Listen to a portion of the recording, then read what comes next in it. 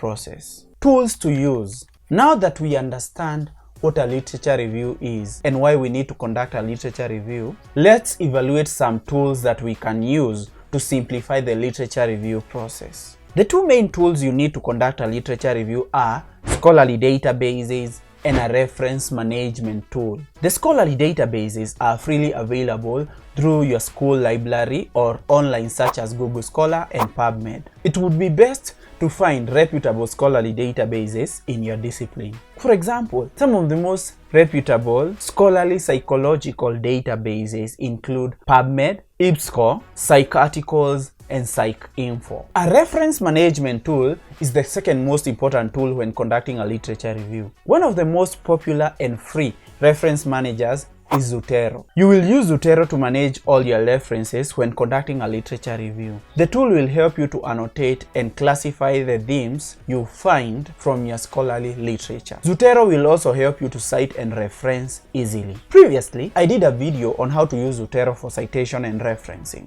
The link is in the description. Moving from topic to keywords. The first step in conducting a literature review for a qualitative research study is to find different keywords that you're going to use to search for scholarly articles in scholarly databases. For example, our draft research topic is a phenomenological study on the struggle for attention among students at the University of Nairobi. We can try to find a combination of different keywords that we can use to find relevant scholarly articles related to our research topic. Using a thesaurus is also a good way to find synonyms for the major keywords. Finding synonyms for our major keywords will help us find more scholarly articles. For example, the synonym for college is university. The synonyms for struggle can be striving, attempt, and battle. So the different keyword combinations we can use include attention among university students, attention among college students, social media and attention among college students,